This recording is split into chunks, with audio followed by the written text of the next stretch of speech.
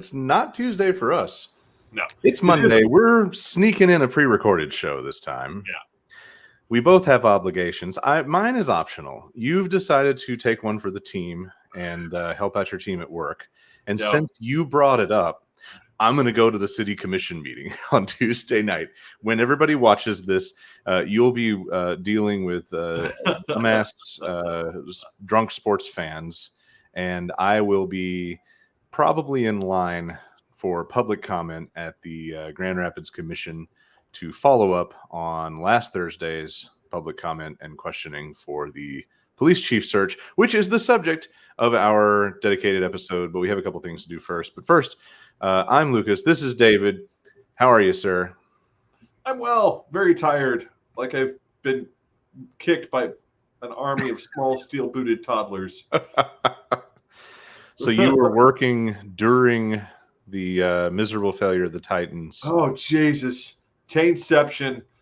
No more. No more. We're done. We're done with Taintception. I was just ready to get excited and actually watch, because that's the way I work. I'm a fair weather fan. Playoff success gets me to finally tune in. And I had just started to pay attention and think, you know what? We were actually out for dinner, kind of an early dinner. The game was on over at the bar. We were at the Knickerbocker, New Holland. Had to pick up a new special release Dragon's Milk, a new reserve. By the way, I'm amassing a collection of bottles that are being saved for when you finally come here and drink in person. Now, hopefully they'll all still be just on draft and I can keep my stash and then we can go out and drink it. But in case something disappears that I think is something you've got to try, I've been hoarding. This weekend was, I gotta say, just a quick aside about the playoffs. Yeah, because I didn't watch. I was over here and it was over there on the TV. It was definitely an insane weekend. I mean, we credit to Joe Burrows for being knocked down. 9 sacks in a game. Simmons was standing over on the sideline with a shovel, and a whittling knife, carving Burrow's name on it. Showing it to him across the field, being like, see, it's yours, it's your name. But he kept on getting back up, and a wild Taintception decided to show up to the playoff game, and which I said it when we played the Steelers a couple of weeks ago, and it was just so many turnovers. I didn't think we really deserved to be in the playoffs at that point because it became very obvious that Tannehill does not have control over who he's throwing to or how he's throwing. And I think it's time to retire him. But credit to the Titans defensive line for doing what they did. There is no credit due the Bengals offensive line. All credit goes to Joe Burrows, which is really kind of interesting because the inverse is true for Garoppolo and the Packers game that immediately followed, which is I got to watch for the first time that I could ever remember a offensive line pick up their quarterback and carry him for 4 quarters to victory. I mean, I'm not an Aaron Rodgers fan. Anytime anyone comes out as an anti-vaxxer nut, I'm going to be down on you all the way. But he is not a bad quarterback, and he got defeated by a quarterback who I don't even think ever attempted a touchdown pass because he knew he would just fuck it up. It was an incredible thing to watch. The big news, of course, from that event is Brady, you're not going back. You're done. Take a seat. I came home and tried to watch the Preds because, again, foolishly, I thought, hey, we live in Michigan. It'll be easy to watch Red Wings. Right? Only on ESPN Plus and Hulu. No, not on ESPN Plus. It was on blackout, which is why I can be seen on the internet cussing out ESPN and Bally Sports Detroit. It was available through Bally Sports Detroit app on Apple TV, but you have to log into a cable provider, which means that I may or may not have had to use a certain somebody's cable login, which makes no sense because that certain somebody is in Nashville, which should have still disqualified it. It's just so screwed up. They need to just pay these bally assholes whatever the money is that they want, so that they can just have all everything should be on I mean, ESPN Plus. I You was just shouldn't really not be able to pleased watch anything. because for some reason in my mind I had us playing the Kraken, and I had already just like chalked that up to, well, shit. No, I think that's tomorrow night. Yeah, the Kraken is tomorrow night. But instead, I was pleasantly surprised when I went to go look at the standings, and I'm like, oh, we beat the Wings. Unfortunately, we're now below the Lanch, which I was sort of like, man, that hurts my feelings a little bit, especially since we've beat the Lanch every single time. But I guess we'll have to go beat the Lanch again. Well, it's, that's something I appreciate. Having the two things in one day made me really think about the fact that I think one of the things I appreciate about hockey is the series aspect. And, knowing that, Titans blew it, one shot, done. But in hockey, your team can blow it like 3 times and still get 4 wins and make right it. now, I'm having flashbacks to the cup and the shitbirds. So we're not going to talk about that. Well, we do have a few little items that we couldn't resist throwing in quick review. While you rotate that mic so that people can hear you better, your nipple is pointed sideways there, homeboy. Is this better? It might be. I can't tell. But we do have dumbass news of dumbasses. My deep dulcet tones. Got to share a little bit of the stupidity that's floating around in the world. We made a short list, real quick and easy. The first of which is, as some people have heard, Mitch said the racist quiet part out loud. Mitch McConnell implied through what he tries to label as misspeaking that if you're a person of color, you can't be a real American. I definitely understand not saying shit the way you meant it the first time. Guilty as charged. But when it lines up with it just pattern, lets the secret truth come out. Like sometimes it shows. When it lines up with a pattern, you got to be like, did you misspeak? Did Right. you really? Because everything else you do is to basically explain to Black Americans that they aren't real Americans or immigrants or anyone else who's not a white evangelical Protestant. Or a Catholic who wishes that they were a white evangelical Protestant. Yeah. Well, I hope it sticks. I hope it sticks to him for a minute, because I heard a few people of color in the Twitterverse saying things like, well, that just motivated everybody to go vote. Thanks. But it's early. And I hope. Well, we mean, like Abrams needs to light a fire under Georgia's ass after this week and the Tennessee GOP confirming that the city is going to be divided up into 4 parts, all of which are obviously connected to reliable Republican districts, so that they can try and get rid of Jim Cooper. I still don't know if they're going to be able to get rid of Jim Cooper, honestly, because that folksy weirdo can appeal to some people. Well, honestly, I think the Republicans may have misjudged this, because they've motivated a lot of the city to be super angry about the fact that this is such an obvious power grab. And so, if 1/4 of Davidson County shows up balls to the wall, that's enough typically to outvote, these massive rural tendrils that they've attached to us. That's a very good point. So a lot of people have commented the Republicans may have just screwed themselves by, instead of taking away one reliable Democratic district, and have now created 4 competitive districts in which Democrats have a very good chance of winning. And especially this next upcoming election, if Democrats are pissed enough, and if I know it's a stretch, Tennessee Democratic Party, I know it's a stretch. But if you could, reach all the way down their sweatpants and find their balls. Right. Gird your loins, and find 4 decent Democratic candidates to put up there. Not Phil Bredesen, That's done. We're done with that.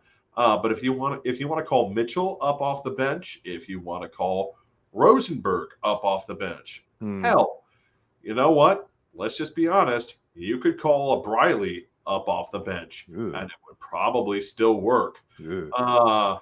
For those of you who don't know, I was laughing at I hate to use this term, some carpetbaggers on Facebook who were like, "Well, Briley's done permanently," and I'm like, Oh boy.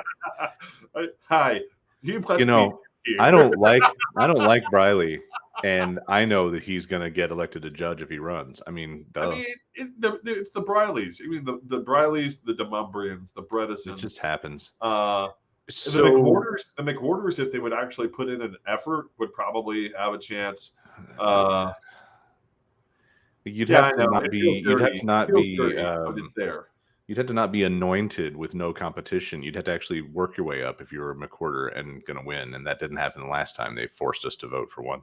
Oh, So, Hendrell Remus, the Democratic Party chair in Tennessee now, he talks a big talk. He puts up the balls on Twitter, but Twitter balls don't win elections. If Twitter balls won elections, there'd be a lot more Democrats in office. So, I hope that they do something with it. I mean, they need door knockers, is what they need. They like honestly, if I were the DNC, I'd like in what's about to be my district, I'd be going through all of Bellevue. Which, if you have to think about it, I'm looking at the situation being like, it's nothing but apartment buildings. Right. Like it's fish in a barrel for canvassers. Well, see, you say that, but I'm not saying that you haven't done work, because I know you've done plenty of things, but I don't know when the last time you did groundwork door to door was, but it's a bitch. The apartments are actually really hard to deal with, and unfortunately, more of our people are in large scale, denser population spaces where it's harder to get to people, and that's a thing. But you know what? If you spin the globe around, there's another power hungry madman that we need to talk about outside the Republican Party, even though he totally would be one if he was in America, and that's Pootie Poo. Oh. So Putin is doing his best to saber rattle against Ukraine. I had to go down a rabbit hole of refreshers on what his butthurt is and why he won't leave Ukraine the fuck alone. And I mean, basically, it all boils down to the best way to try to hide miserable failure. I mean, well, yeah.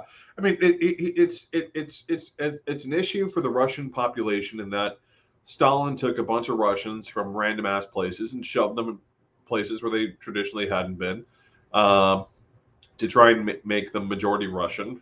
It didn't work very well, and when the Soviet Union collapsed, you got these big pockets of places where a bunch of people speak Russian and write in Cyrillic, and they are no longer in a majority place where people speak Russian and write in Cyrillic.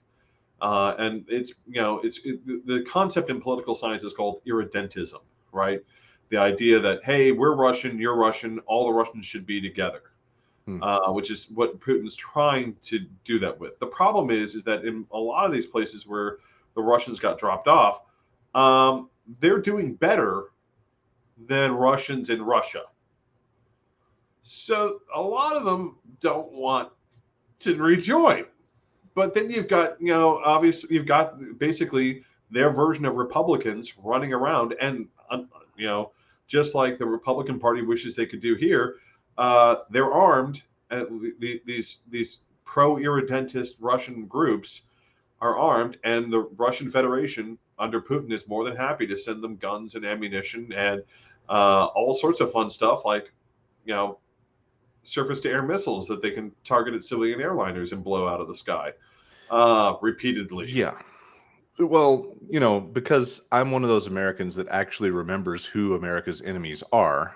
I've been on a hate boner for Putin for quite a while, and I'm completely sick of not seeing him like Mission Impossible dripping serum down a thin wire over his gaping maw while he sleeps, assassinated in the dark of night by some hard pipe hitting scary operators.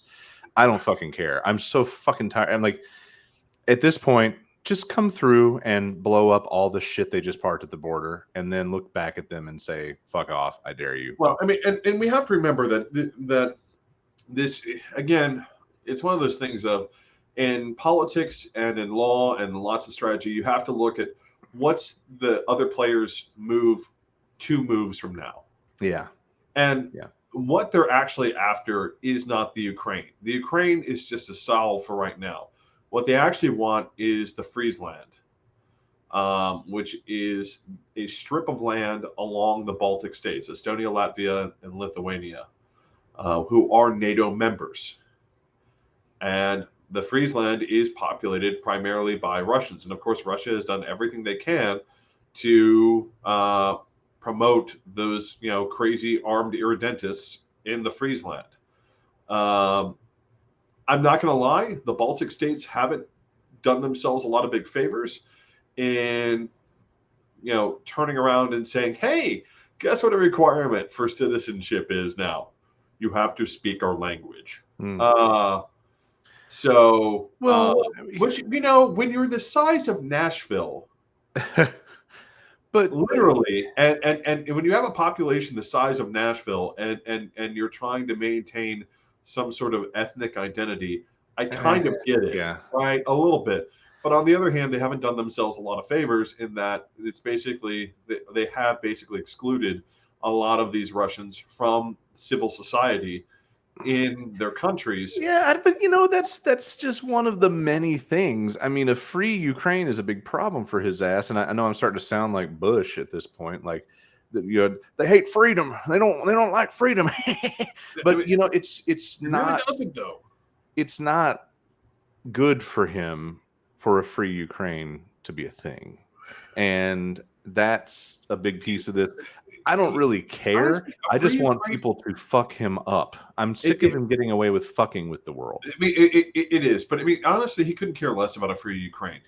His issue is that he needs a wedge issue, basically, right, for his population, because the problem is that he's tried everything to try and keep people on side with him being a totalitarian douchebag.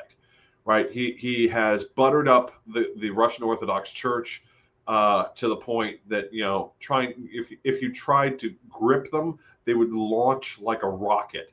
Well, let's turn our. He's tried everything, and I just want to finish real fast. He can't really provide better jobs for most Russians. He hasn't been able to solve the housing crisis. The climate change issue in Russia has been absolutely devastating, with whole sections of the country going up in flames that have never seen a forest fire in centuries. And which he'd like to address, except the primary way that he stays in power and pays for things is by selling Siberian oil. So I mean, he's got all these problems, and so he needs a wedge issue, which is we're Russia for Russians, and we're going to go protect the other Russians, and that's what he's looking at in the Ukraine. And the actual thing that he's looking at, I would argue, is not the Donbass, which is eastern Ukraine. He's actually looking at the Friesland and wondering whether or not NATO is actually going to defend the Baltic states if he makes a play for it. Well, I guess thanks for giving us a wartime president that's already having enough trouble as it is. Speaking of trouble, cinema. Let's turn our attention. God damn this woman. So cinema was censured by her state party, which basically means nothing other than a hand slap and a good luck in the primaries. But she's also been in the news for shaking hands with Republicans after the vote, which is like salt in the wound. Why? I mean, like, literally, if you had to not self-own somehow, that would have been the really easy one to do, right? Just be like, hey, thanks. I'm glad that we agree on this. I'm going to go back over here. Instead, there's a reason. If you look at where her staff has been going, her staff has either been quitting and going back to other democratic institutions, or quitting and becoming lobbyists. Cinema has the problem is she's a person who got put up because she was a decent community organizer.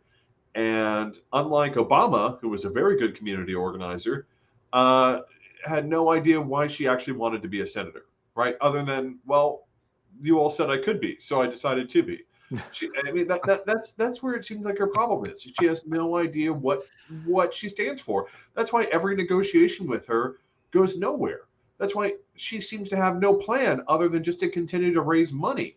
So Right. at this Right. point, I really feel like she's kind of figured out that she needs to find the door. She just wants to find the most profitable one on her way out. That's where I mean, that's what she's looking I at now. mean, and she's not alone, but she's the one guy. Like, at least it seems like the fucking asshole from West Virginia has the decency to kind of fade back. But anyway, we'll have to watch this one. Maybe it'll be in our main topics next week. We'll see how things unfold. We've already got a heap of things that we're watching for next week. Oh, That God. when we're live and we know that we're on the most timely frame, we can dig into those. I was thinking we would do the beer break before we dig into the cops. What do you think? I'm good with that. Are you at a beer that you can make a transition? Aha, perfect timing. Well, ladies and gentlemen, if you're watching at home, and even though they're not live comments, we would love to hear what you think about the stories and about these forthcoming police chief candidates here in Grand Rapids. But let's fire this up with a beer break. And if you've got them, crack them open. Let's drink to that.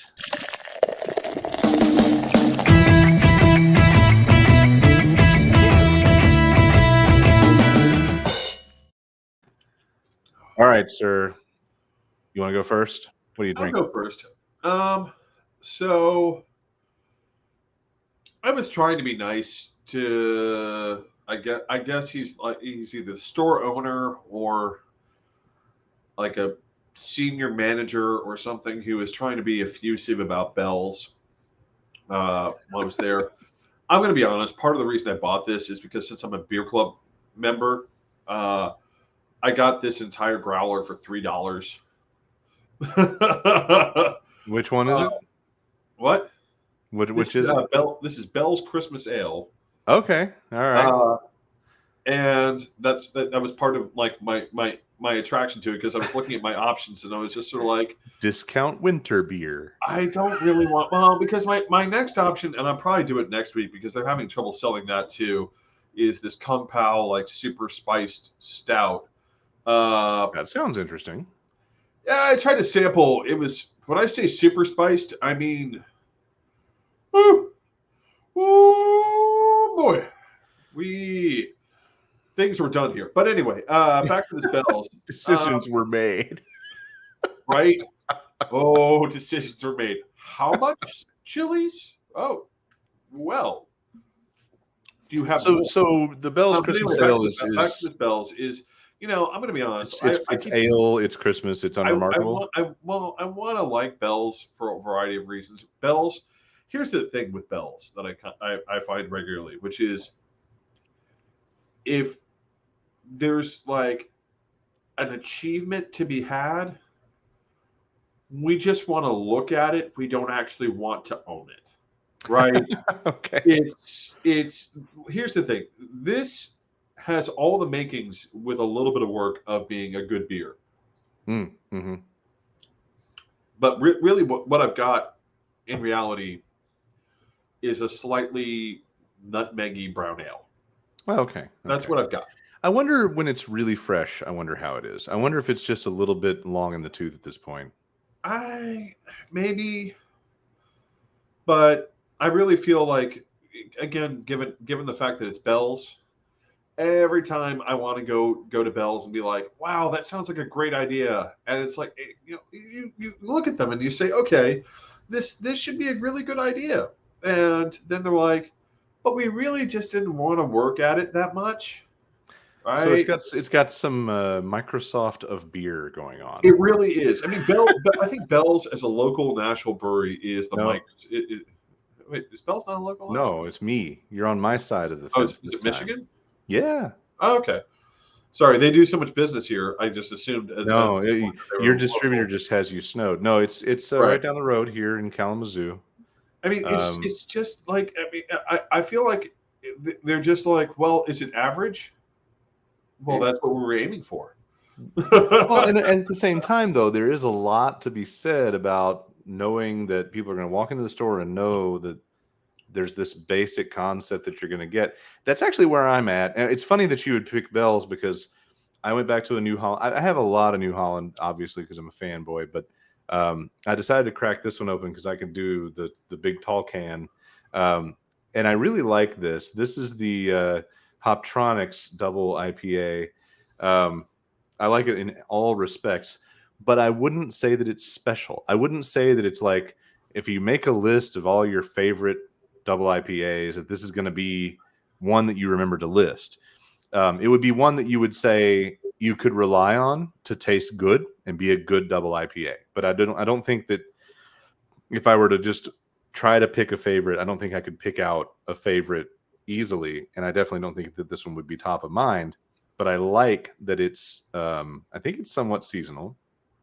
I absolutely love the like 8-bit game Space Invaders can. I'm really, really a big design fan of this particular can. I've been sitting on this one for a couple of weeks to not be too redundant, not do too much New Holland. I guess it's the neighborhood brewery. Technically, it's the closest one to the house, which of course is part of the shocking glory of where we managed to end up. But anyway, it's good. It's I think the double IPA up the road at Gray Line might be a little better. I'm probably gonna have to get them both. That'll be a good one for me and you to do when you're here, is to get them both and line them up together as a comparison. And I gotta say, I just want to mention, give a quick mention. I've been drinking this a little bit through the show, which is this Wicked Weed Brewing Freak of Nature Mm-hmm. double IPA. And I gotta be honest, I'm gonna be using this as a palate cleanser after this whole thing happens. Makes sense. I want to like Bell's. I just want to say this one last thing. I want to like Bell's. Everything that Bell's tries, I want to like it. I want to because it sounds like such a great idea, and then you actually taste it, and you're just like, Meh. I feel like this comment may not translate to non-Nashvillians, but I feel like I'm in a two-story ranch in Donaldson. Right. I think the context is there for people to I get have where you're reached coming the from. most average of average that I can possibly fucking find. There's a Mazda, Sienna in beige in That's a in the Toyota. driveway. Whatever. There's a Toyota Sienna in like beige in the driveway. There's like, Beige. Holy shit. yeah, right. Oh boy. All right. Well, you know what? Let's get to the business at hand. So the reason that I wanted to lean in on this, obviously, it's important to me, but policing in general is a passionate topic for both of us.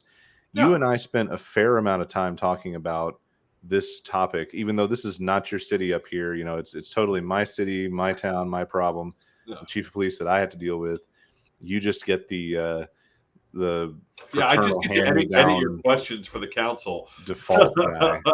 Yeah, you were helping me with the fine tuning of the questions. So to give a brief overview, a lot of people that are up here already know the backstory, but Grand Rapids is looking for a new police chief, and the current chief was promoted from within. He seems like he's one of those kind of nice guys that gets along with a lot of people, which is a automatic no if you're going to have to be the boss of that kind of organization. He's not good at giving his former peers orders or kicking asses as needed. He's also apparently terribly bad at organization and resource allocation. He, I think, as I understand it, followed up a chief that retired after years and years and years and years, who old white guys just absolutely love, and every single black person will tell you was a racist piece of shit running a bunch of racist piece of shit.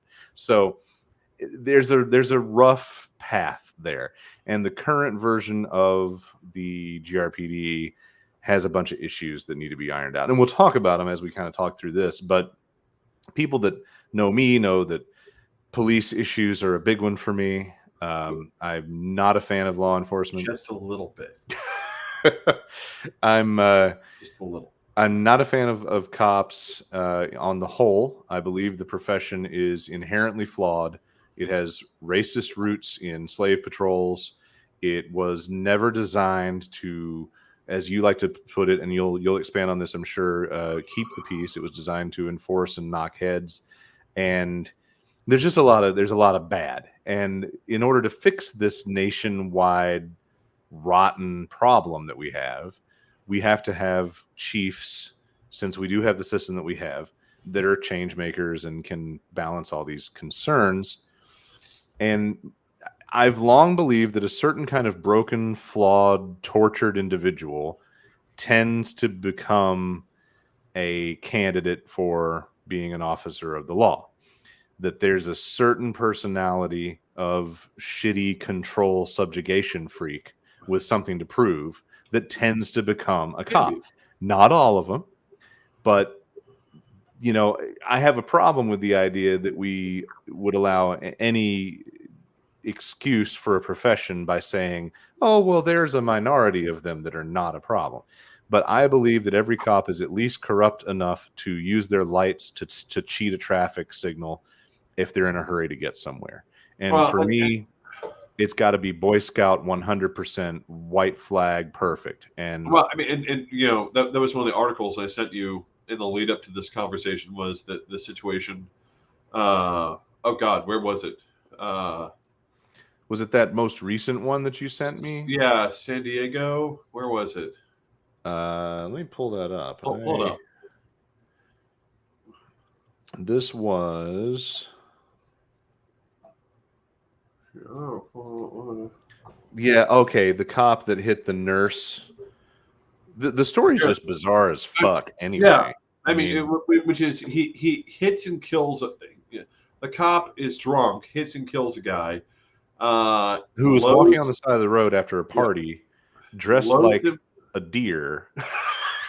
Okay, and they showed pictures. I want to go with when he says dressed like a deer, he means gay, sexy deer. And like, when I'm not immune to your point, but like, this whole story would be so different. But it's a freaky story because there's this glammed out deer costume involved. It's not like he was wearing like a full body like deer costume. It's more like he was wearing a bondage harness. But there's this whole apparatus and headdress, and it's bizarre. But so the dude hits the guy and then like freaks out and then carries the guy's dead body in his back seat. And then his mom makes him take the body back to where he found it. And his dad's like a cop or an ex-cop and is manipulating some shit. And there's some questions about whether or not the prosecutors did the right. There's just this gross, sick fucking program that we're all kind of aware of that happens in the law enforcement realm. But most of us are only aware of it because of social media and modern technology and devices and phones in pockets, because most of us have happened to live not black. Yeah. So we just didn't know as much as we know now. And now we're having an awakening, hence the term woke. And we're coming to meetings like me using phrases like jingoistic traditional posture of the police, which is fucking accurate. Yeah, and it is. So, and yes, I added that back into those questions, whether you like it or not. Fix your smoke blur, homie. You did the thing, and now the camera's like, fuck off. There, maybe, sorta. Just put your hand up. Just no photos. There you go. No photos. There you go. That's it. Ta-da. So you got these three guys. Like, basically, they've done this thing. They in this particular city, the elected commission appoints a city manager. The city manager hires several key positions, including the police chief, and can fire the police chief, which is a luxury Nashville doesn't seem to have. No. The mayor can just lightly imply in Nashville that the chief should go away. But I think actually getting rid of them requires some bullshit. It's because so the whole idea is that since we merged everything because of a metropolitan government, right? Yeah. Once someone's appointed, it takes a little bit of extra effort to get them out.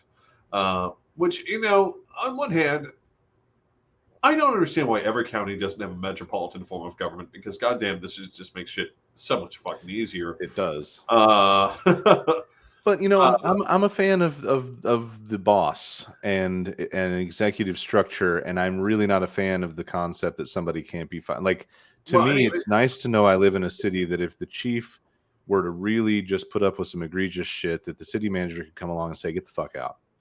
And that is not going to be Mark Washington's style, but at least the possibility exists. I mean, So the guy is given the legal power to just walk down the street and hire somebody. Like, that's the limit. That, like, all he's obligated to do is fucking go outside and say, "You, do you want to be chief of police? You're hired." That's all his obligations are. yeah. So I applaud the dude that he engaged an outside search firm, which I kind of mildly disapprove of, but in this case, whatever, fine. If that's what it takes to keep the crybabies at the police union happy, to go get a specialty search firm to find you a law enforcement candidate pool. Personally, I look at that the same way that I looked at Metro Schools back in Nashville when they were looking for a director of schools. Why the fuck are you on the board if you don't have the ability to find and recruit your own executive? What the fuck is your job? So I Especially, kind of wish the commissioners here would have done the searching as a group to aid Mr. Washington, but I'll take the other thing. I'll take the public safety searching group. So that group did a good job with some public workshop stuff. I participated in one of their Zoom-based town hall things. We were like only 5 of us. It was a really good, intimate conversation. The guy that runs it seems like a pretty nice guy, though I do have some concerns and suspicions about how the union could influence this search. But they did the search. They got down to 3 guys. And so now there are these 3 dudes that I ended up harassing David about to get his opinions. And then David and I had little micro arguments about I had it. to go do the deep dives on all these guys. Well, I did some more later. I just hadn't gotten to that stage, but you were right on top of it. So let me pop up the photos of these dudes real quick. That way we have the point of reference, and then we'll discuss each of these guys. So there's Blocker. He's from Battle Creek currently, running the Battle Creek Police Department, which is about an hour, 20 minutes away from here. If you drew an L of Grand Rapids and Kalamazoo, and the tip of the L that sticks out is Battle Creek, essentially. Then you got Winstrom, Mr. Chicago. Winstrom is in the Chicago Police Command structure. I forgot what captain or something. Yeah. I don't obsess over these ranks because I know that in some cases they're very how did you maneuver your way up to the top? Also, why? Right. And we got Jackson. Jackson's currently not a police he still officer. has his pants on. Where are you licking his taint? So he was my favorite going in. So the breakdown on these guys was I was all in on Jackson from what I could tell ahead of time. And I will admit that it was completely race-based decision. I just want to point out, like, he was like perfuming his tongue so that Jackson's taint would not be offended by his mouth odor, right? So Jackson right now runs security for the NBA, which is not nothing. And he's also the black guy in the lineup. Now, I do have an issue, and all of my haters out there will be so shocked that the first thing I said in this public forum was that I expected an answer before the evening was over on why we were confronted with an all-male panel and not a single female candidate. That's fair. And Mr. Washington kind of answered. He sort of like half-ass answered that. I've got a follow-up email that I'm building that digs in harder on that. Because I find it hard to believe that a national search for a major mid-sized city chief didn't render any female applicants that could have made the final cut. Ladies and gentlemen, I want to point out, if you are a member of local government anywhere in the United States and Lucas is in your jurisdiction, email me, text me. I will send you a case of beer.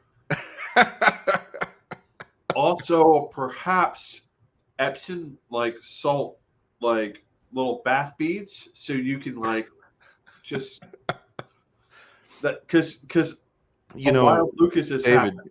it's Michigan. You can just send gift certificates for cannabis, and that solves everything.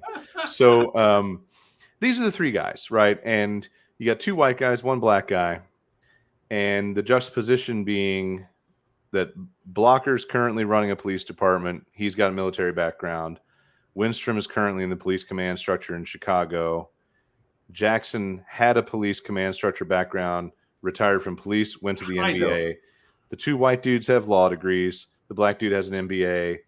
NBA and MBA have been very problematic in the vocal parts of these discussions, by the way. It's really interesting Yeah. to look around the room and try to figure out like who heard which term. So that's kind of the setup. Now, the other setup Which, by the way, is I want to point out they don't both have law degrees. I'm pretty sure they do. Blocker doesn't have a law degree. Well, I'm pretty sure he does. No, he has a degree in public administration. He has a master's in public administration. He does not have a law degree. Chicago dude has a law degree. Yeah, Winstrom. Yeah, I knew that, but I was 90% sure. Nope, no law degree. I would have seen that. I would have picked up on that immediately. Let me see what the. Okay, wait a minute. We can smell our own. Okay, let's see. All right, public administration. You are correct. That's yeah. But technically, on David's degree snob lineup, it ranks higher than an MBA.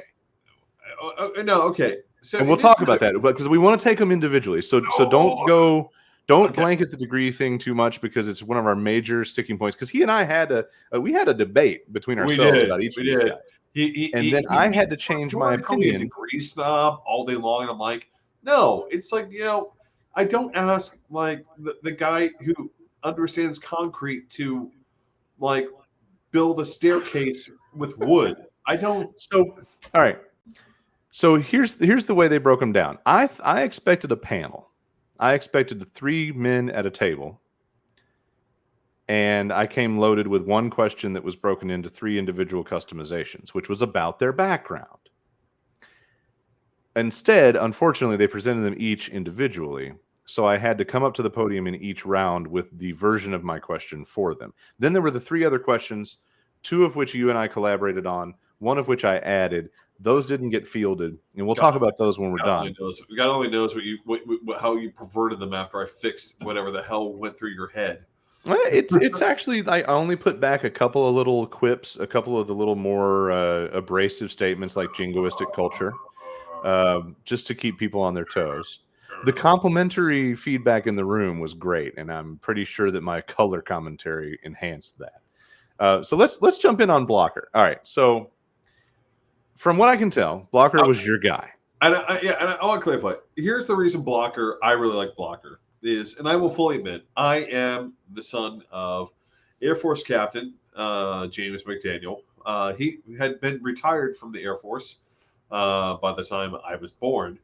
But on the other hand, I also had exposure to a lot of military ideas and a lot of how the military worked. Dad had been in the military for a long time. And what Blocker seemed to be about, and I'm going to be honest, with his rank and everything else, is okay, this is a decently high-ranking officer. He expects things to be done. He's not asking for the police union to give him permission I hope not. To hold his own dick. I have seen no indication of that either way, so I'm right. A little bit concerned. It is a mentality of, hey, achieve the mission, right? Whatever the mission is, achieve the mission, and however we have to do that, that's how we do that. There are downsides to that thinking, which is that it can be very regimented and very structured in a way that doesn't necessarily allow for a lot of deviation uh, once that starts to happen. But on the other hand, I'm looking at this guy saying, okay, he seems to have a pretty good track record. And with his, that married with his uh, public administration degree, like, okay, someone in academia has sat down with you and said, this is how shit works in public, in local government. That's fair. You, however you are with your military background, you need to augment this knowledge now with, hey, this is how shit works in military in local government. And I would he also, is it fair to say that he was kind of your guy because we both agreed that Windstrom brought too much Chicago baggage? yeah. What my problem with Which Windstrom, I'll get to because yeah, I've changed my mind a little bit about him. But no, because Chicago, at least in terms of the police culture, is so awful. right, But the other thing about Blocker that I liked is, all right, so we have a public administration background, we have a military background. One of the other things I like about a actual military background, as opposed to a fake military background that a lot of police chiefs have, is most military officers are not anxious to deploy military equipment against civilians. So one of Lucas's big concerns was, hey, you're going to drive a tank. No, no one who has been a captain or above in the United States military. I don't care about the service, like right. the captain of the Air Force, the captain of the Army, captain of the Marine Corps, captain in the United States Navy. It doesn't matter. Captain in the fucking Coast Guard. I don't give a shit. Go, you do you, you puddle pirate bastards. The no one no one who's been in that position wants to drive a tank up Main Street. That's a bad day. That's a very, very, very bad day, and you don't want to do that. Well, And he, so, he expressed that. Let me, just for your peace of mind, and also, that helps cliff note people that don't want to watch a whole 3-hour video from the city. This is what ended up coming out of the edits, David. oh god, Your profile highlights a heavy overlap of military service, which isn't much of a departure from the already over-militarized police presence in America. The 1033 program is regarded by many now to be a wrong-headed effort to continue the jingoistic posture of police, who tend to regard the citizenry as a hostile opposition force. Given that GRPD has recently faced scrutiny over a lack of transparency regarding what sorts of implements of warfare they've acquired, how would you address the negative connotations as well as the advantages of your military background? And I got to give him credit. His answer was pretty decent. Part of his background was that, he comes with having grown up in Grand Rapids and then moved around the area. He happened to get the job in Battle Creek. So he's not completely not local, but he's also somebody that's been out of West Michigan and isn't just living in the city he grew up with, which is a bar that I've realized around here is a mark of civilized status. Like, holy shit! most Really? of the dumb shit that I encounter in internet-based communication with people, I end up asking them at some point, have you ever been outside of West Michigan? Just asking for a friend, because that's the key indicator. If they've always been able to sit around here and sputter in their circle of Dutch reform bullshit, then they've been completely sheltered from the planet. So he's not only been to war in lots of places with lots of brown people and different languages, he didn't just grow up and stay in this town. So he's a little bit of an outsider, but not so much of an outsider that people are going to be like, no, fuck that Chicago guy. But he told a story from his military service about trying to reach the population in a province or town or somewhere that they were. He said that they had done raids, and all the raids did was piss off the wives and mothers and have them smack all the insurrection soldiers over the head when they got home and create strife. So instead, they threw a party. They did like a non-uniformed festival in the town and got to know people. And he said that actually really made an impact on their operations. And I thought, that's canned propaganda storytelling but it Yeah. also means that he's a decent politician, which is a thing that these guys need to bring to the But table nowadays. the thing that for me in the military background is, hey, I don't want to roll a tank. I don't want to have guys who are more heavily like armored up, like from what you wear like in the service versus what some of these guys like. I remember Ferguson and looking at some of the armor that these guys were wearing and being like, they don't even wear that in combat. What the hell? Where the hell did you find this? Like, are you LARPing? You might be LARPing. You might. 1033 horse shit, man. I mean, They're but getting it's all like, this hand-me-down shit the government doesn't even want, and they're doing it so they can circle jerk and play soldier. exactly. And like, it's like, no, you would never actually wear this in combat ever. And one of the things that I appreciate about someone who's been in the military and the 1033 issue is this: hey, I've actually been in the military. I don't want an armored vehicle driving down the street like I'm in Fallujah again. I Well, want. he low key admonished. It was really, I don't know if he knew he did it, but for people in the room, it was pretty clear. He low key admonished the GRPD's typical approach of meet peaceful protests with ridiculous crushing military equipment. Yeah. Day one, like moment one, day one. He spoke to not doing that until you really have to. He also pointed out, like, if the people want to get out there and make sure that their anger has been fielded, let them.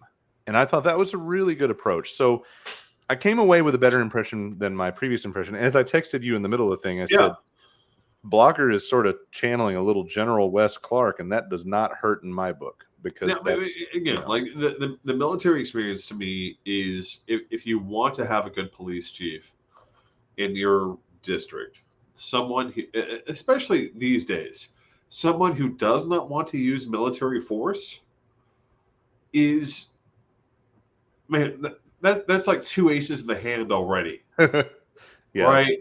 that's true. That's two aces in the hand already. Like, whatever else comes out on the flop, someone else may pick up something better. Like, hey, yes, you got 4 2s. Congratulations. But what I've got in the hand right here, I don't want to be an occupational force, because I actually know what an occupational force is, and therefore I don't want to do that. Right. Well, just make sure all of your card analogies are assembled in euchre rules, because this is a Michigan topic after all. Fuck that. Fuck that. I don't. How the fuck does anyone understand the rules to that fucking game? I don't no know. I mean, we invited the neighbors over and they showed it to us, and it kind of works. You get the hang of it. I'd rather play Mao.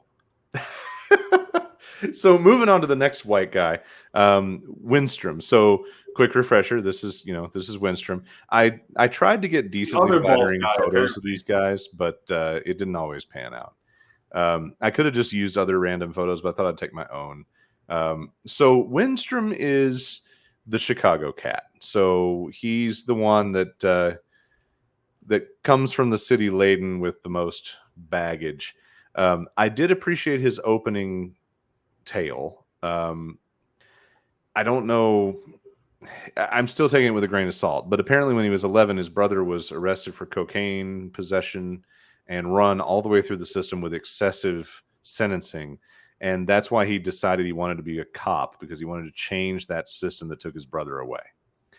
I can buy that. Typically Chicago, I won't lie. Like, well, he wasn't in Chicago at the time. I think he was in like Arizona or something. But well, no, doesn't sound so it was a good story to open with, and I do appreciate that basically his whole narrative has been that at every stage he's wanted to try to make a change of the show where there is never to be any trust applied to Arizonans. Do what now? Cinema. Oh yeah. Oh yeah. See. Linkage. So he told a lot of stories about different shitty metrics in his coming up through the Chicago force, where he disagreed with, if you're patrolling the projects, you should be writing a certain amount of tickets a day. He's like, well, what about the people that I help? and they didn't give a fuck, you know. And so he's got a basis potentially of seeing the job as more of help people to help themselves kind of thing.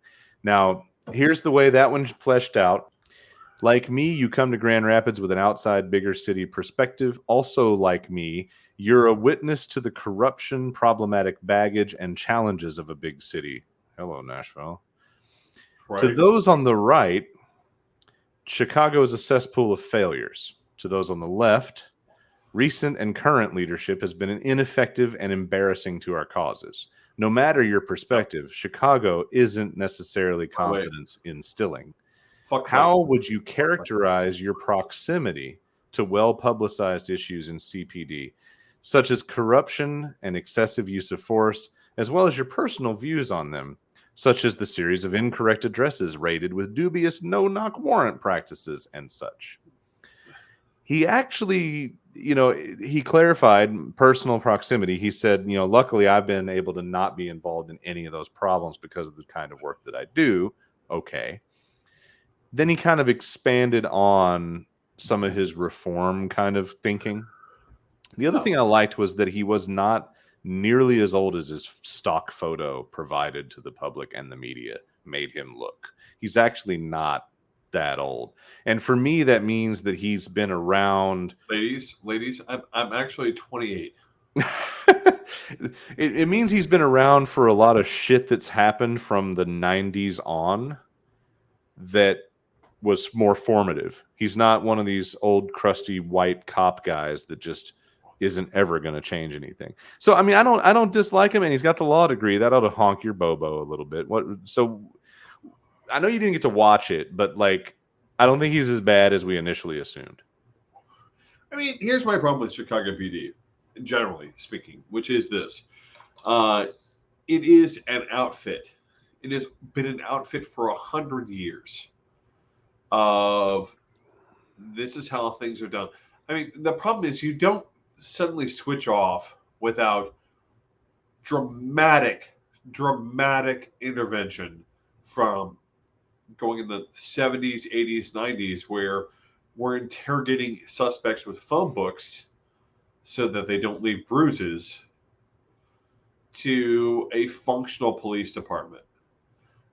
We saw that multiple times where Chicago, like we saw that with the McDonald killing, right? Like there was no reason to gun the guy down. Like everyone was 20, 30 fucking yards away from the guy.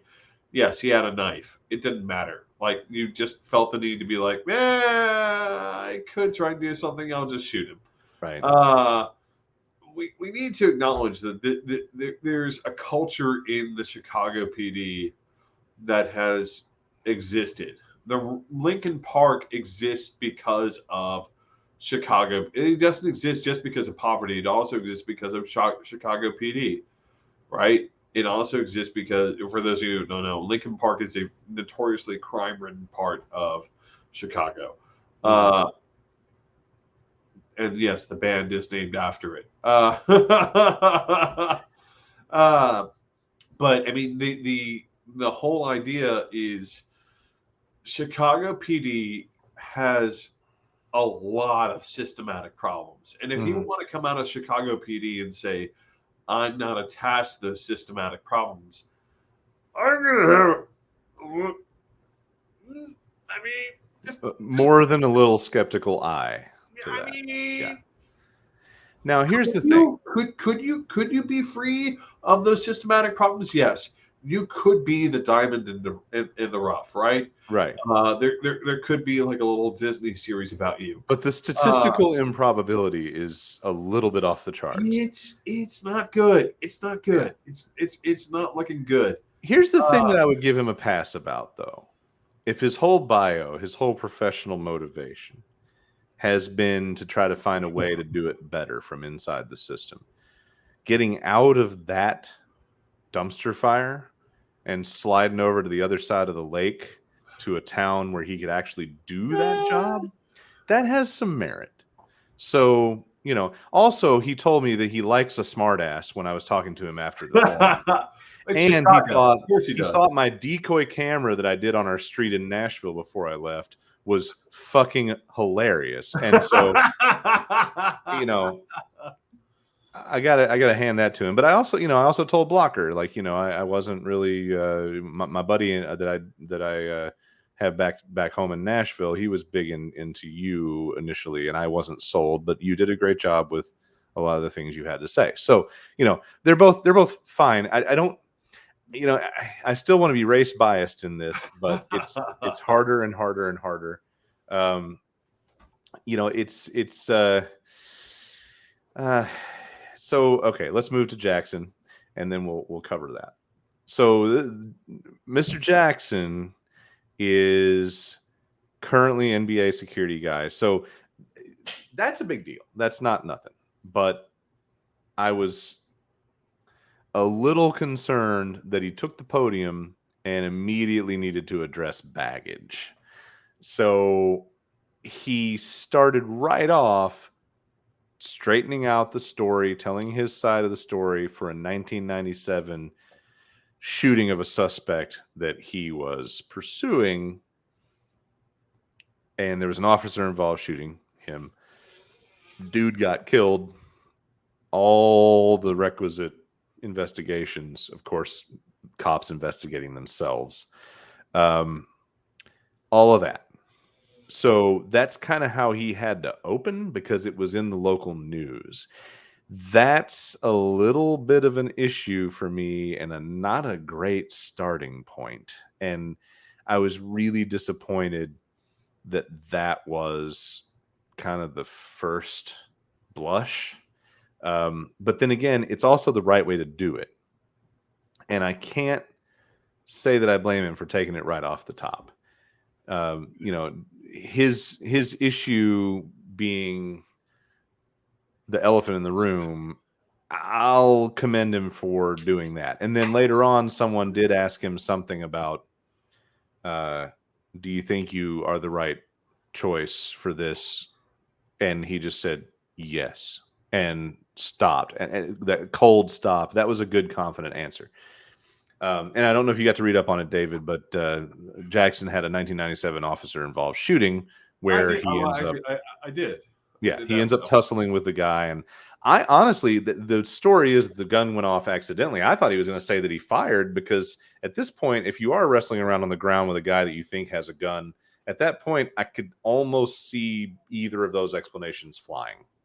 So he had to open that baggage. He was also the only one that sweated a lot, and it wasn't a very warm room and not very hot lights. So that kind of showed me that maybe under pressure, he's visibly nervous, which is kind of an unfair biological judgment to make.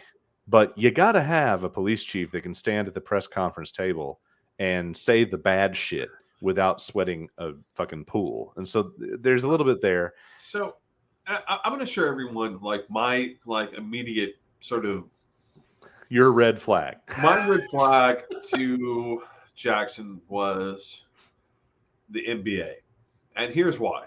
And I'll give an example. me and Lucas talked had a because we always throw shit around before we actually turn on the camera. And one of them was this conversation at the Wharton School of Business, which, by the way, an MBA is a degree from the School of Business.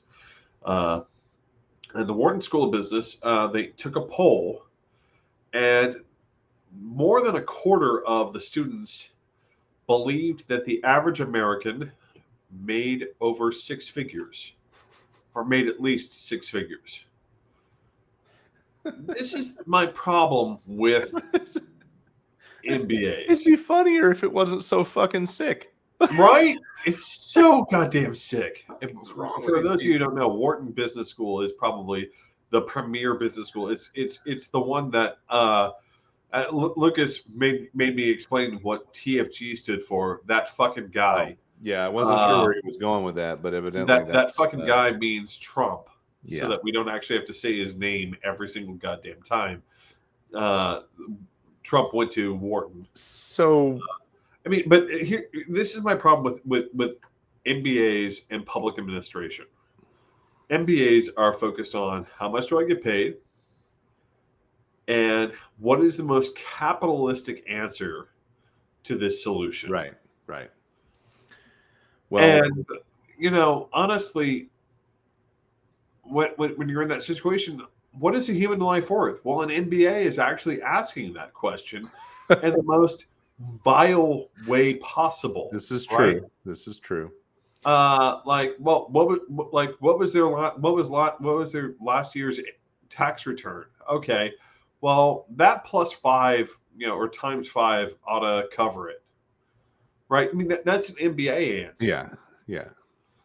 Because That's a really interesting practical example. You're kind of touching on like the ethos of what if there's an officer involved killing where there's a exactly. settlement, and uh, you got to pick a number like to settle out. That's Well, that's a fair point. but Here's how the question evolved, just to no, settle you and let you sleep at night, David. give me back. Give me In back. this lineup of I'm taking it back for a quick second here.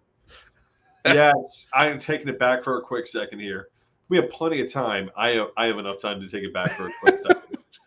Lucas should have never given me. You're not done shitting on the NBA, are you? I am not.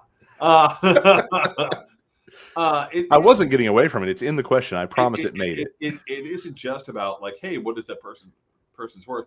It's also about, hey, what does it cost me to replace that officer? Right. So, like, what sort of agreement can I reach with the union? Well, it costs me X amount to replace that officer versus suspend them versus put them on leave. Except this is the problem with MBAs is MBAs are trained, and I understand this in the same way that I'm trained in law to look at things from a legal perspective. My father was an economist. He was trained to look at all things from an economic perspective. Yeah. My mom was trained as an accountant. She looks at things from an accountant's perspective. When you're an MBA, you look at things as pure profit and loss. That's what you're supposed to do, right? That's what they train you to do because you're supposed to do that. And when you're doing that, again, we don't necessarily end up with officers who are behaving badly being punished if they do other things which increases their score on a profit and loss ledger. So, which is pretty classic shit that a lot of people deal with in their workplace. Exactly. Like if you're an MBA, you're dealing with a classic profit and loss ledger. That's one of the things that, again, I'm going to reference that thing that I mentioned earlier about that Wharton, like, oh, a quarter of our students thought that the average income was six figures. They recognize that these students think about things in the process of a profit and loss ledger. And one of the things, the problem that I have is, so here we have a NYPD officer who mostly did just administration and then got his MBA and then went to work for a private business, which is primarily concerned with profit and loss. And now he wants to be a police chief in Grand Rapids with that experience. Well, you did skip the actual law enforcement part and the inspector in Milwaukee part, but no, I didn't. He worked for them, but he was not in a supervisory role. He was in an administrative role, looking at, of all things, what does it cost? That's true. Well, here's what I asked him. Yeah. In this lineup of candidates, you bring the unique perspective of a black man who grew up in America, which may indeed be crucial to the repair of the policing profession and its relationship with the people. However, you're also unique among these candidates as being someone with an MBA rather than a law degree and both public and private sector safety experience. Your recent pro sports security role could be seen as a big advantage in a city that prides itself on events, boasts a large alcohol consumption zone, and is a growing destination for tourism. On balance, MBA programs are typically designed to focus on a very different set of metrics and goals than what might be thought of as traditionally beneficial in public administration, especially in such a sensitive role as chief. How does a business-focused background equip you to properly lead in an end-user / customer-focused rather than owner-focused job, like being a public servant? Now, his answer to that was to lean on a hybrid of public service experience with the educational background.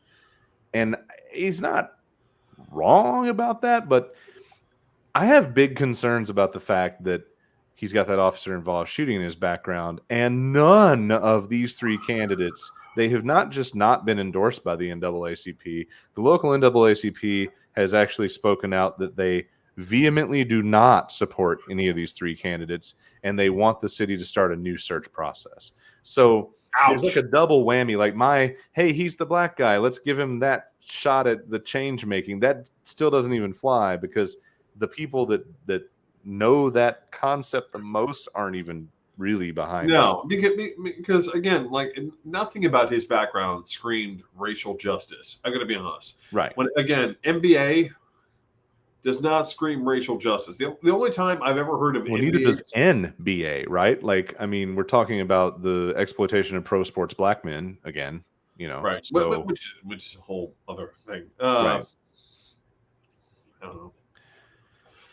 Nope. Okay, so pointing back towards. Stash that soapbox for later. Right. Nope. It's over here. We're going over here. Yeah. Nothing about this guy screams that he actually gives a shit about the melanin in his skin, right? Mm-hmm. And I hate to come, like, I know you think that I have like degree envy or degree hate. No, not degree envy. Not to be. You are a degree snob. I forgot what he said, or something in the room. He said something, and as I was sitting down, and I said, "Hey, I'm a proud dropout. I'm not judging. I'm just asking for the sake of it." I mean, the only reason I'm a degree snob is you're trained to do a thing, right? So one of the things, Lucas, I'm going to point this out. So since you've never gone through a complete graduate process like this, one of the things that happens is you're trained, like your brain is trained to do things a certain way, to look at the world a certain way. Sure. Because that's how you do your job. I did that, and then I decided that I'm not taking a course in basic computer science while being a fucking employee of Apple Computer, and I have no interest in a biology lab. Thank you. Goodbye. Okay. I get that.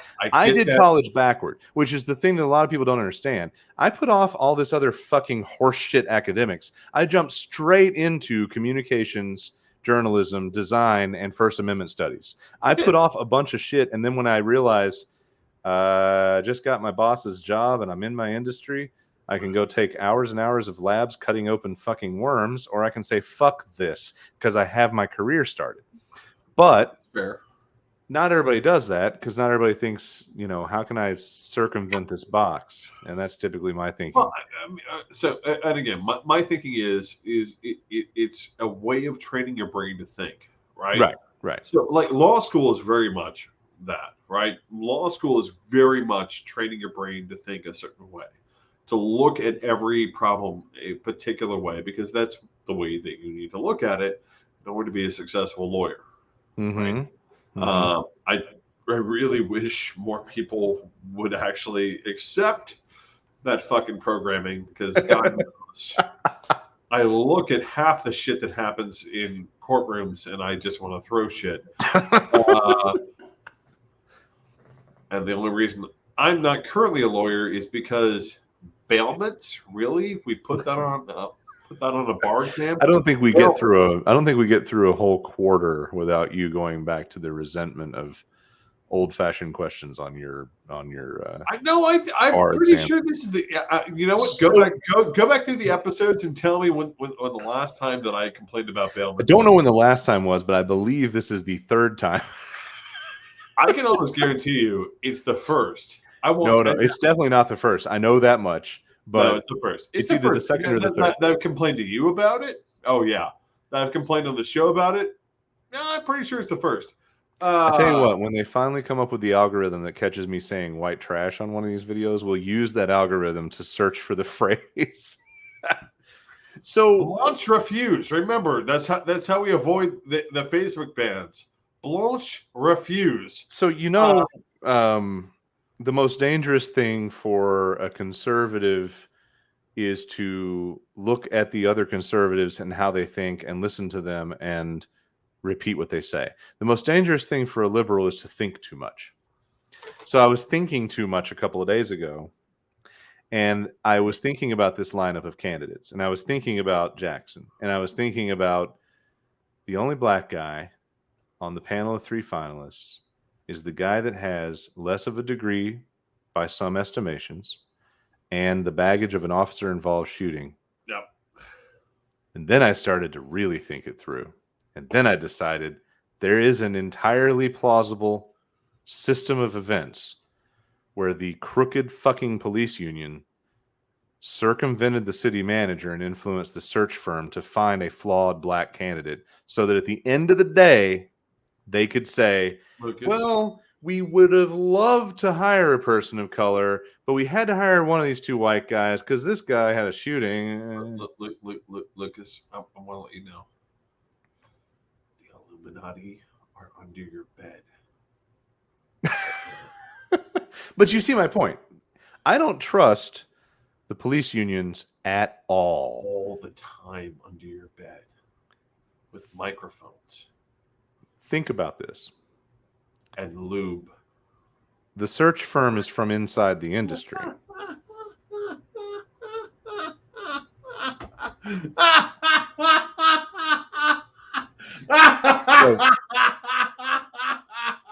I know what you're thinking. Where would he take this kooky notion? And I've come up with a very reasonable request. Very reasonable request. Stifle my questions about the female candidates. Stifle the questions about this was the best black candidate you could come up with.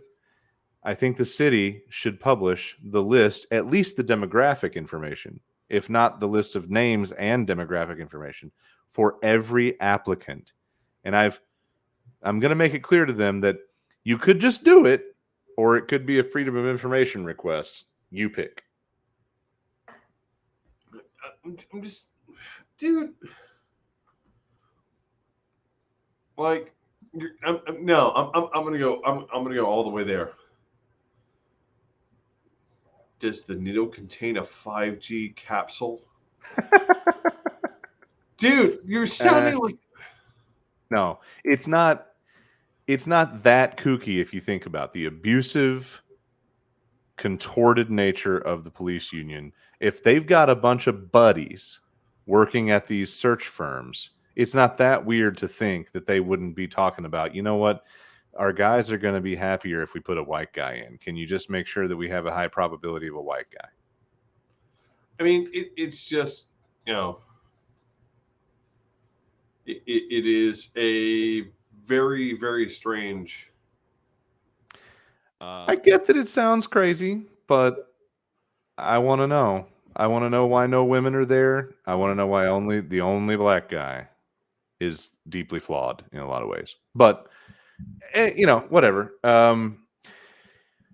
Who is your favorite coming out of the wash now that we've seen some of the remaining pieces? I mean, I'm still on. I'm still on Blocker. I still like Blocker for a lot of it. I still think that he is gonna be the better choice. Generally speaking, I have to honestly say you might be right. I think Blocker may be the leading candidate. I also don't know if the NAACP is wrong in the idea that they've moved pretty quick with this and that none of the candidates are great. I mean, it's just simply a thing of, you know, it to me, Blocker, if you want to avoid a situation with a militarized police force, which is, I think, what we are all looking for, among other things, but yeah. Yeah, I think we're all looking for a situation in which we're avoiding a militarized police force. I think blocker is the best choice overall. Uh, I think that as much as I would like Jackson to be a good solution to a lot of things, I just again like between his educational and professional background, I don't see him as being a good solution to a lot of that. I see him as being a potential downside to a lot of that because he's coming to it from a very different thinking process, both from his education and his professional experience. I don't see how he is going to approach this with the thoughtfulness that I think most people would appreciate. That's probably fair. As many people know, I feel that if you're a sworn officer of the law and you're found to have broken procedures and laws and killed somebody, that you've committed treason against the United States of America. So I have to insert that, if he had been found to have been negligent, okay. The big bad look for me is that the Grand Rapids police are currently in the process of being in trouble for an accidental discharge of a firearm by an officer during a raid that may or may not have even been the correct fucking address. So the county is prosecuting this dipshit, and to me, it's pretty rough if you install a chief who has a background of accidentally discharging a firearm and killing a suspect right immediately when you have a fucking Barney Fife that pulled his one little bullet out of his pocket one night and couldn't keep it in his gun until it mattered. So that's a problem. That's a bad look. And then there's all the other basic bad look stuff. I hate to say that I had to abandon my black guy represents visual change, but if I had to pick between the white guys, I guess blocker might be it. Though I do like the youth angle of Winstrom. So You mentioned one thing earlier, and I want to come back to it a little bit because it is like my personal pet peeve about the idea of peacekeeping versus peace enforcement. Right? yes, actually, that's right. There are the other questions. That was one that you had. Let me see how I combined it, because you basically wrote all of this. It was because I've got this in a list of further questions. Let's see. It would be telling to know what they see as the principal job of GRPD, peacekeeping or peace enforcement, and thinking in self-reflection. How do they see themselves, as a peacekeeper or a peace enforcer? Speak to that just a little bit. All right. So just to clarify, like this is one of my pet peeves about law enforcement in America right now, which is so peacekeeping is separating combatants, securing the situation, making sure it's safe, and if necessary, removing a player from the situation. So let's say you get drunk, right? And put your car into a telephone pole, right? So a peacekeeping function is, hey, are you okay? All right. You're not physically hurt? Okay. Here's the deal. I've got to tow your car. Let's get you a cab and get you home. A peace enforcer function is, hey, you put your car into a telephone pole. Let me put you in handcuffs and remove you to jail. Right now, the peace, And either way, there's a charge. Same right? charge. Yeah, the peacekeeper can still say, "Hey, listen, you're drunk and you fucked up. There's still a charge. You need to go to court." Hmm. But the peace enforcer wants to compel you to obey, versus the peacekeeper wants to say, "Hey, there's nothing immediately necessary right here for me to keep the peace, and there's no violence to prevent, Right. right? So I just need to simply remove you from the situation." You know, it's funny you bring that example up, and I don't know if you saw any of it. Or I did. I too busy. did see. I did see. So we're sitting here in our living room on Saturday night, I think, and we hear a vehicle hit the snowy pile, the snow bank that's plowed on the side of the road, which makes a pretty crunchy, loud sound. This is not soft snow. It's been here for fucking 3 weeks. It's, it's part dirt. It's crunchy. So we hear the familiar crunch of a vehicle and look out our window towards said sound, which renders us staring directly at the vehicle at the moment that it hits the pole, which falls in slow motion. And I get up and start making ready because I'm the low rent Batman of my fucking street. So I'm gonna put on all my shit and go outside. And so at first I call it in, and I've learned not to waste time with non-emergency phone numbers here. Just I didn't know low rent Batman would kill like it did. So I call it in 911 because that's the only thing that fucking matters here, because they can't figure out the rest of the apparatus. And they get the info, and I tell them, I'm pretty sure this dude's trying to leave. And they ask if I have a plate. Like, no, I don't have a plate, but I'm gonna get dressed and go out there, and I'll try to call back if I get a plate. So I kind of put on, it was not nearly, and it's like it's in the teens here. So I just put on shoes and went out, and that didn't work.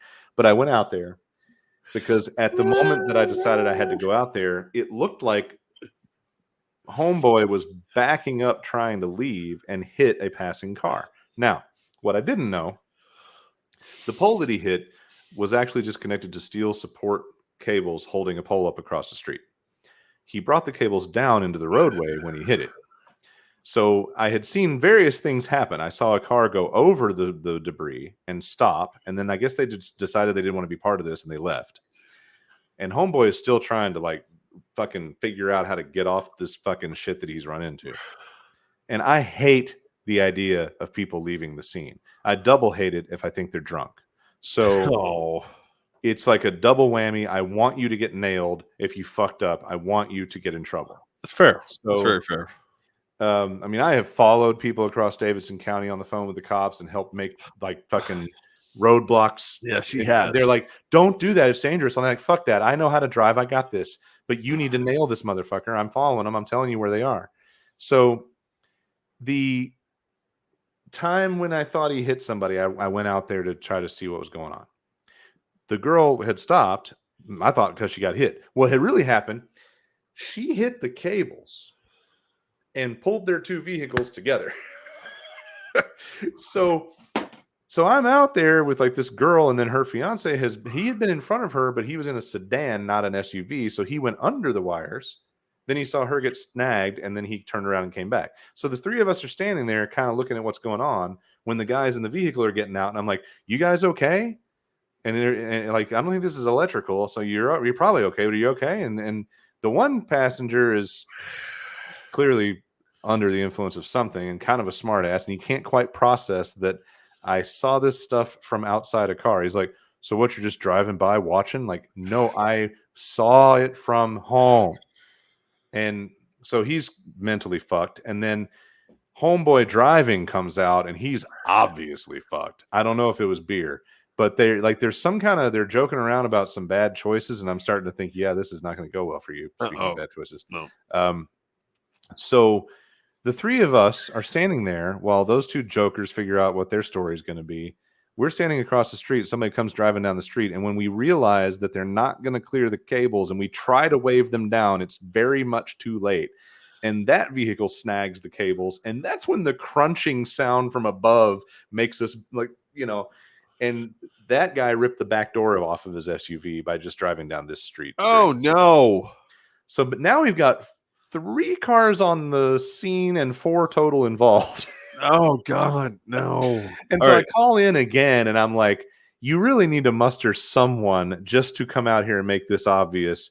They need to hurry the hell up because there's a wire that's ripping cars apart every time they drive by. And we're doing our best to wave people down, but it's not that effective. Get the fuck out here. And so they said they were right around the corner. They literally were around the corner. But here's the problem. Six SUVs from the Grand Rapids Police containing 12 cops Yeah. show up. 5 of them stayed for an hour and a half.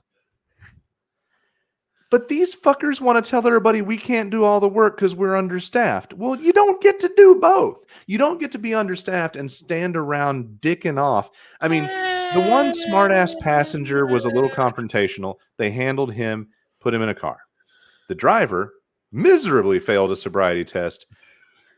I would agree with you. They both probably should have been taken home and then charged and go to court later. Well, okay. So But of course, in the given system, they were taken to jail. Once They were I done, want to back this entire conversation up. hold on. real Once they quick. were done, David, it was time to send half of those cruisers away. Yes, it And was. that's the reason this city is not buying the explanation that they don't have enough I people. want to back this entire conversation up back to a discussion of peacekeeping versus peace enforcement. Well, I was going to.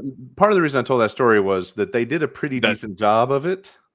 I mean, Jesus, if I've ever told a long story, but they still had to do the thing that you were talking about. They still had to do the jail part. So, but okay, because that's the way the system's built. So, peacekeeping versus peace enforcement. So, an example of peacekeeping is, hey, you need I need you to be out of here. I need you to leave. If you don't want to leave, I want to encourage you to leave. But handcuffs in jail are not my goal, right? The difference in peace enforcement is handcuffs in jail are my goal. Right. Because handcuffs in jail are me enforcing the peace. So the difference that happens with peace enforcement, like a good example of peace enforcement is one that gets used a lot is Bosnia, right? So in Bosnia, at the beginning, we tried to use peacekeeping, and unfortunately, that didn't work out so well. So we switched to peace enforcement, which was, hey, here's a bomber, and I'm gonna bomb the shit out of you until you stop doing the thing that I want you to stop doing. Rwanda is a good example of peacekeeping versus peace enforcement. It's a good example of where peace enforcement would have been better than peacekeeping, right? Because peacekeeping, like, hey, just like stop doing this. And unfortunately, genocide happened, and we would have been better off with peace enforcement to say, no, we're going to forcibly separate the combatants. And one of the cool things that happened in Bosnia is that, like, we remember like all the ethnic cleansing, but we don't remember what happened when we actually got involved and we're actually doing proper peace enforcement and peacekeeping, which one of the really cool peacekeeping measures that we did, one of the best peacekeeping measures that has ever been launched by anyone anywhere was there were a lot of very angry Albanians to the south of the Bosnian conflict who wanted to get involved and be like, yeah, fuck the Serbs. We want to kill Serbs too.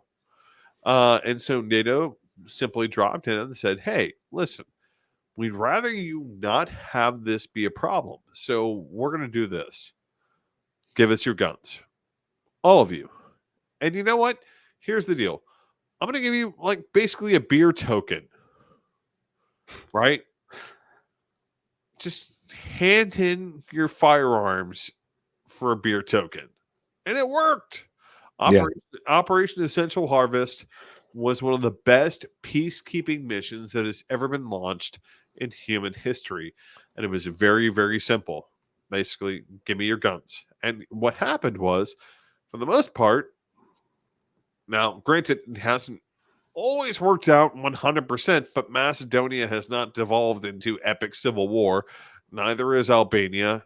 And the only major, like, crazy Albanian ethnic issue that we ended up with was Kosovo, which arguably was thanks to the Serbs. Well, what you're Uh, presenting there is a scenario where the military's role can be either or, but do you think that the cops are an either or should only ascribe well, to again, like keeping, not you know, enforcing? like my ideal construction of Metro PD still Oh, here we stands, go. right? No, oh yeah, yeah. Oh no. In So your my fantasy universe where you can wave a magic wand and rewrite the Metropolitan Charter in Nashville, it's not even a matter of rewriting the Metropolitan Charter. It's not to just mention simply the state of Tennessee and its fucking sheriff requirement. it's just simply a matter. So, like in an ideal world, right? So we have one police force whose job is peacekeeping. They're the ones doing the normal patrolling. We have another more select organization whose job is peace enforcement, which I like to refer to, and Lucas gets a big chuckle out of skull cracking, right? So, I forgot. Which one did you think should be which? Metro PD should be skull cracking. So around here, that's a different construct. And of course, this goes back to you earlier saying you don't, you kind of wish every county was a metro. But Yeah.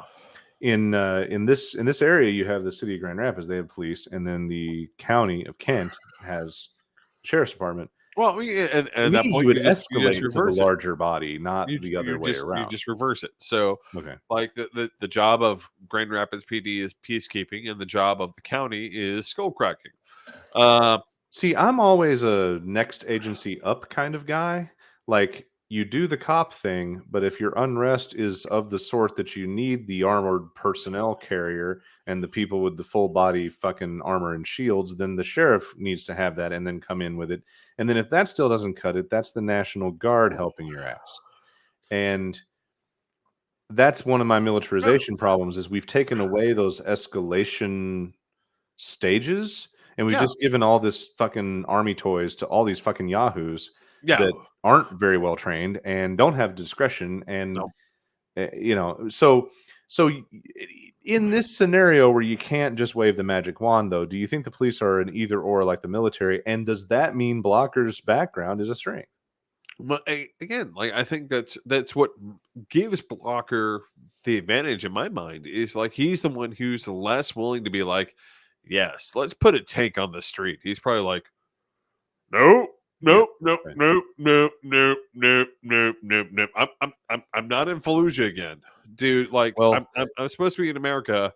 I'm not supposed to put a fucking tank on the street. And I think the thing that we have to remember about that separation.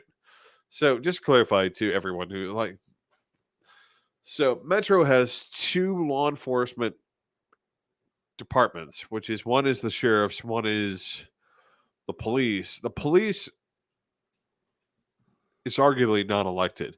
One of the cool things about the sheriffs is that they are elected, and again, it's one solid community, so we can elect the guy who's in charge of peacekeeping. yeah, but sheriff elections are so fucking dirty, man. Well, but that's the thing. If we actually made it important, then it wouldn't be. That's fair. Well, it is important in a lot of counties, though. It's very important in a lot of counties, and it's still dirty as fuck with the least quality yahoos that barely have any background at all, and they're just somebody's cousin. Um, you contributed another very important question that I didn't get to ask, but I'm asking after the fact, and it was about self-investigation, which is another one of our favorite topics. So we need to know how all these candidates feel about the dubious notion of allowing the police to investigate themselves, or if they agree we should rely on an outside party to investigate alleged issues, infractions, misconduct, etc. And I wove that together with, do they believe in the concept of citizen-based community source police oversight with subpoena power, and why or why not? Do please tell us how they responded. Well, I won't know that unless somebody responds to the rest of this, but I'm putting this in my email follow-up. So maybe they'll produce an answer. There was one somewhat addressing of this, and it was by your least favorite guy. He was of the opinion that if the people decide that a people's oversight, this is Winstrom, Chicago guy, if the people decide that a people's oversight is how we're going to do this, then that's the way we're going to do this. Very much a rule of law, will of the people, follow the vote, whatever way you want to frame it. In most towns, most locations, that kind of thing comes around through legislation or referendum. So the general idea is that if the people have decided that they want to review the police apparatus, that's what's going to happen if that due voting process took place. And I can respect that. It's not enough of an answer to me because there's a huge difference in oversight for the sake of theater in the public eye and oversight that actually has fucking subpoena power, which has been a huge sticking point in Nashville. Well, There's yeah, been exactly, because no subpoena power because the state's crushing it. Oh, because the state has. This is one of the problems with That's Republican.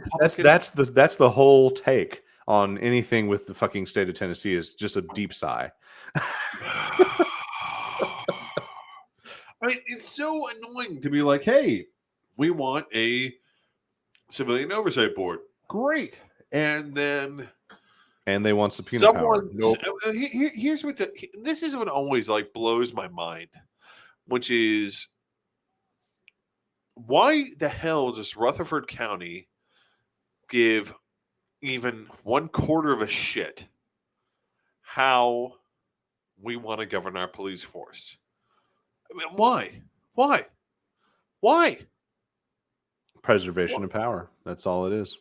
No, because the reality of Tennessee, and I imagine it's also present in Grand Rapids and in a lot of places, is what I want to be able to do as a white person is come into your community and behave badly and then be treated as a special person because of the lack of melanin in my skin to do things. I want your police force to look at me and say, "Uh-oh, no, they're white.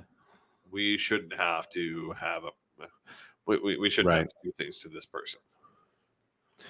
Well, and in Tennessee, you have we talk about it a lot on this live stream, issue after issue. That's a classic example of the small government, local government, larger body, butt out, unless, of course, it benefits our agenda, and then we're going to betray all of those because that's the thing that makes no sense. Like Tennessee, like Nashville would love to raise the minimum wage, but the state of Tennessee would love to tell us that we can't. Right. And Nashville would have loved to have had a subpoena-bearing citizen oversight board that can't because of the state. Rent control can't happen in Nashville because of the state. There's so many ways. Public transit can't happen. Right. Because of the state. The right-wing agenda is forced on the liberal counties in any state, but Tennessee is the example that you and I have lived. And then, of course, I'm fortunate enough, at least right now, to be in the opposite situation where the left agenda, also known as science and common sense, also known as fucking vaccines and masks, has been forced on these victims on the right. But, it could swing. The pendulum could swing because people hate Whitmer. I don't know, what the vote breaks down to be. But I like Whitmer. I think Whitmer's great. I had a governor upgrade when I moved here. I went from the fucking dipshit twat HVAC salesman to, somebody that's actually smart enough to do shit with common sense. He's under investigation now. Oh, goody. Let's keep our eye on that one for a future week too. So, David, the ambush question that I thought of while I was having dinner. Yeah, we need to wrap this up because we're over time. So, let's go. Well, we're not at the hard limit, but we are at the soft limit. But thank you for sticking with us. Here's the one I didn't tell you was coming, but I think it's a good hard hitter, and I can't wait to see if anybody responds to this. Nobody who I can see in any materials or forums has confronted these candidates about the fact that COVID-19, not gunfire, was recently disclosed to be the biggest cop killer among a population offered the vaccine before other Americans due to their frontline work. Many refused the vaccine, making this a largely self-inflicted risk. We should have these candidates on the record stating if they are vaccinated and what their view of the attitude of police who have refused is. Oh, damn. Additionally, how do they feel about the characterization of this pandemic as in the line of duty cause of death when we are all exposed to the risk, often by cops who've refused the vaccine? Oh, damn. Damn. I so wish that a second question had been possible because that was going to be the one. Why wasn't that? I mean, honestly, to me, why wasn't that the first? I don't know. I wanted to ask about their backgrounds more. That's kind of fair. And I was kind of hoping somebody else would ask this because other people touched on oversight. Other people touched on some of these other issues, but nobody touched on the pandemic thing. But, you know, the same fucking dipshit crowd that's so glad the Supreme Court declared COVID a risk to everyone that can't be specifically identified in any given workplace is also right there ready to wave their fucked up blue fucking flags, blue striped flags, and say that cops should claim it as an in the line of duty killer. Well, it can't be both. No, it can't be. No, we need to acknowledge that. Quite frankly, at this point, if you die from COVID, you asked for it. Yeah. Yeah.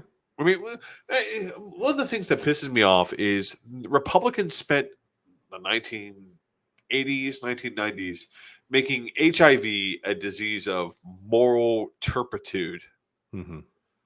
And they get so pissed when we look at them and be like, you know what COVID is? COVID is a disease of moral turpitude. It's an actual disease of moral turpitude, right? Yeah, right. Because no particular risky behavior brings it to you, and it can affect everyone equally as a risk factor. All right. And more importantly, if you die from COVID, right, it more than likely means you fail to get vaccinated, Mm-hmm. right? You failed to do your basic duty to everyone else in humanity, which was get a vaccine. I should have just piggybacked it at the end of all my questions and said, also, are you vaccinated? I wish I'd thought of it. No, dude, like I seriously had a fucking double take at work today because this one Trumper bitch suddenly reappeared at work. And I'm like, is it because we're not enforcing vaccination right now? Is that where we're at? Were you ever? Yeah, we did. So the company qualifies, I think, for more than 100 employees. Listen, without digging in. Oh no, because here's not more than 100 employees. Well, then they were exempt technically.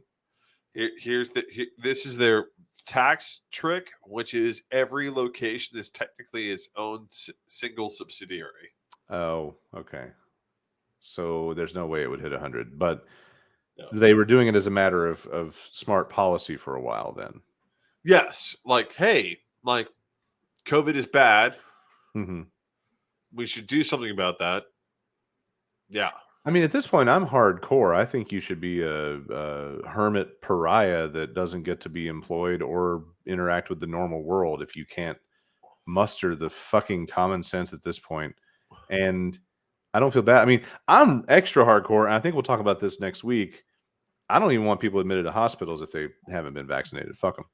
No, there's actually been a conversation about this. And obviously, this is entirely off topic. Well, we can revisit it next week. Yeah, we'll revisit it next week. I'm looking forward to that one because you with your legal point of view, because I got some mean shit to say about it that I haven't formulated yet because I haven't finished this other project. But I'm looking forward to seeing where this goes. Tomorrow night, I hope to condense the topic of the budget. The budget whining was present in the forum. The 30,000 mile view is that they are legally obligated to 32% of the general fund in the law of the city, but they enjoy 38% of the general fund. And what are they doing with it? And they just want to bitch that they're underfunded, but that's a lot of money. And also next week, I want to give everyone a preview. I really like on that same vein. I want to talk about Mansion. and coming back to the table. Oh man, well, those will be fun, and we'll be back live, and we'll dive into that. For now, wish me luck tomorrow. I'll wish you luck, or for those watching, wish me luck tonight, and I will wish you luck tonight. Yeah. And then we promise we'll be back live for the next one, and have the interaction and enjoy all the questions. I think we're at this point. My mic will be working the entire time. Yes, you'll get all your apparently equipment. My mic was not working half the time. You were hearing me, but not. Wasn't the way it was supposed to be. It wasn't the deep, intimate sound of your close cake hole. My dulcet tones. There you go. All right. Well, it's time to wrap it up. We are at the top of the limit, and it was fun talking about it. And I really hope Nashville has something like this that we can banter about and argue about in the future. In public sector. It's coming, I'm sure, because it'll probably be the next mayor's race where the shitheels all decide to stick it to them Cooper boys, and depending on the circumstances, half a dozen fucking yahoos will run. First of all, I want to clarify something to everyone, which is that if a Republican actually tries to run in Nashville, we make a picture of his balls. That way, we can show them to him later when they're removed. But David, Carol Swain doesn't have balls, or does she? Jury's out. All right, with that, ladies and gentlemen, thanks for joining us. We hope you were able to tune into this non-live, pre-recorded ambush. We appreciate your time and all your comments. And with that, we will say good night, good evening, and good luck.